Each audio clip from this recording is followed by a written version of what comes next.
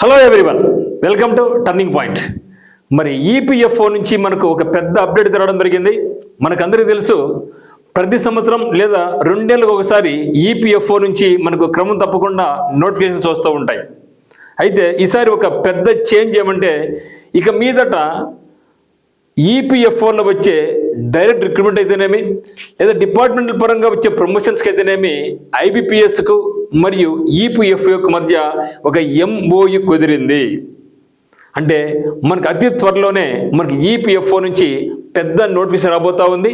మంచి శాలరీతో, దాదాపుగా starting శాలరీనే 75,000తో start అవుతుందన్నమాట. ఆ వివరాలన్నీ కూడా మనం ఇక్కడ చూడబోతున్నాం. సో ఈపీఎఫ్ఓ అంటే ఎంప్లాయీస్ ప్రొవిడెంట్ ఫండ్ ఆర్గనైజేషన్ అనమాట. సో నా యొక్క ఫస్ట్ లైఫ్ స్టార్ట్ అయింది కూడా ఈపీఎఫ్ఓతోనే. తమిళనాడు క్యాడర్ నుంచి నేను సెలెక్ట్ కావడం జరిగింది. 10 సంవత్సరాలు పనిచేశాను అనమాట. ఆ తర్వాత మనకి ఇన్స్టిట్యూట్ పెట్టుకొని ఇట్లా మనం కంటిన్యూ చేసుకుంటూ పోతూ ఉన్నాం అనమాట. మరి ఇటువంటి పెద్ద సంస్థ నుంచి ఇప్పటికే ఈ యొక్క పెద్ద సంస్థలో మన టర్నింగ్ పాయింట్ అభ్యర్థులు దాదాపుగా 100 మంది పనిచేస్తూ ఉన్నారనమాట. మరి ఏమేమి నోటిఫికేషన్ వస్తాయో కూడా ఇక్కడ చూద్దాం. చూస్తే ఇక్కడ ఈపీఎఫ్ఓ అనేది employees provident fund organisation, ministry of labour కింద పనిచేస్తూ ఉంటుంది, గవర్నమెంట్ ఆఫ్ ఇండియా ఆధ్వర్యంలో. మరి ఈపీఎఫ్ఓ తరఫున డైరెక్ట్ రిక్రూట్మెంట్ మరియు ప్రమోషన్ పోస్టులకు ఐబీపీఎస్ ఏజెన్సీగా ఉంటుందనేసి మనకు సిబిటి అంటే సెంట్రల్ బోర్డ్ ఆఫ్ ట్రస్టీస్కు మరియు ఐబీపీఎస్ మధ్య ఒప్పందం కుదిరిందనమాట. దీంతో పాటుగా మనకు ఇవ్వడం జరిగింది, ప్రతి సంవత్సరం అక్కడ ఉండే సబ్స్క్రైబర్స్కి 8.25% వడ్డీ కూడా ఇవ్వాలనేసి నిర్ణయించారు. ఇది మనకి ఎందుకంటే చాలా ఇంపార్టెంట్ ఫర్ జీకే పర్పస్ పరంగా. మరి రిక్రూట్మెంట్ పరంగా అయితే మాత్రం దీన్ని మనకి జాబ్ కావాలి కాబట్టి చాలా ఇంపార్టెంట్. సో ఇదే సంవత్సరంలో నేను 1998లో సెలెక్ట్ కావడం జరిగింది ఈపీఎఫ్ఓకి. అప్పుడు నాకు ఎస్ఎస్సిలో జాబ్ వచ్చింది బాంబేలో ప్రసార భారతి తరఫున. మరియు కార్పొరేషన్ బ్యాంక్ టైపిస్ట్గా మంగళూరు పోస్టింగ్ రావడం జరిగింది. ఈపీఎఫ్ఓ వేలూరు తమిళనాడు రావడం జరిగింది. నేను ఈ యొక్క సంస్థ బాగుందనే ఉద్దేశంతో నేను దీన్ని చూస్ చేసుకొని ఇక్కడ జాయిన్ కావడం జరిగింది అనమాట. మరి వచ్చే పోస్ట్ పేరు ఏమంటే ఎస్ఎస్ఏ సోషల్ సెక్యూరిటీ అసిస్టెంట్ అనే దానికి రిక్రూట్మెంట్ జస్ట్ 1-2 ఇయర్స్ బ్యాక్ జరిగింది.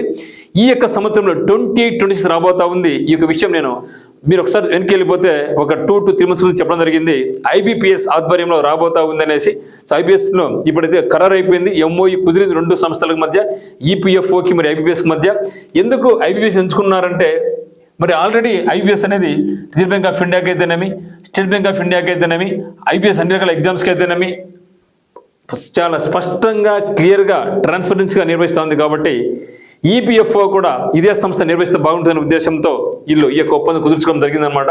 మరి అతి త్వరలోనే వితిన్ 2 to 3 months లోపలే, ఇంకా అంతకు ముందే రావచ్చేమో, డెఫినెట్గా మాత్రం 1 or 2 monthsలో భారీగా ఈ యొక్క రిక్రూట్మెంట్ అనేది రాబోతా ఉంది.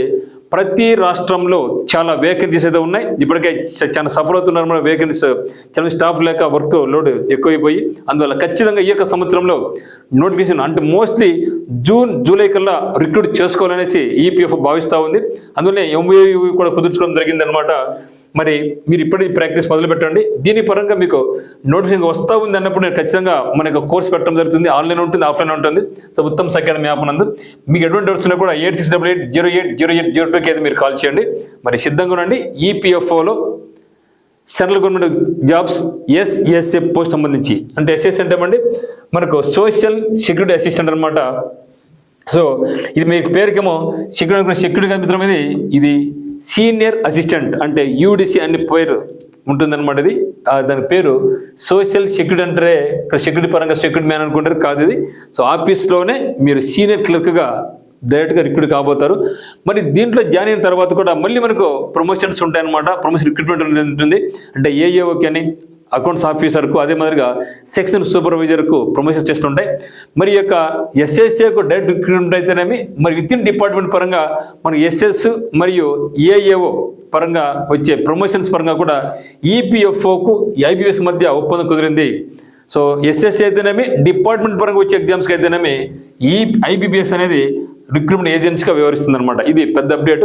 సో ఫస్ట్ టైం చూస్తున్నది మన ఛానల్ సబ్స్క్రైబ్ చేసుకోండి. మరి ఇది పెద్ద రిక్రూట్మెంట్, చాలా బాగుంటుంది. మరి దీనికి ప్రిపరేషన్ కొనసాగిస్తాం. సో అందరికీ all the very best. Thank you for watching. Don't forget to subscribe our channel and like this video. Thank you.